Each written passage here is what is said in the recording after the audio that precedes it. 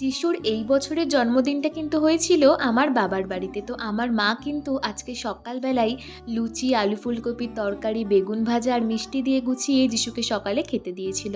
আর যিশু এখানে ব্রেকফাস্ট করে নিচ্ছিল। আর যিশু সবসময় আমাকে একটু খাইয়ে দিতে হয়, তো আমাকে একটু খাইয়ে দিচ্ছিল। আর তারপর কিন্তু আমি নিজেও ব্রেকফাস্ট করে নিয়েছিলাম। আর যিশুর এই বছরের জন্মদিনে কিন্তু আমার মা আমাকে কিছুই রান্না করতে দেয়নি। সব নিজের হাতেই করেছিল। তো মায়ের কিন্তু ৫ রকম ভাজা হয়ে গিয়েছিল। তারপর কিন্তু মাংস ম্যারিনেশনও হয়ে গিয়েছিল।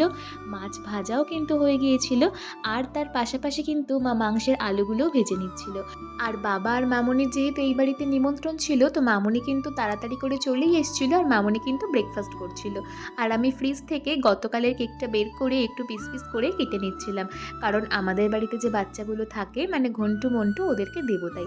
তো এই যে পিস পিস করে কেটে নিয়ে আমরা কিন্তু ওদেরকে কেক দিতে যাচ্ছিলাম। তো আজকের শর্টস এটুকুই। সবাই ভালো থেকো। দেখা হচ্ছে নেক্সট ভিডিওতে। টাটা।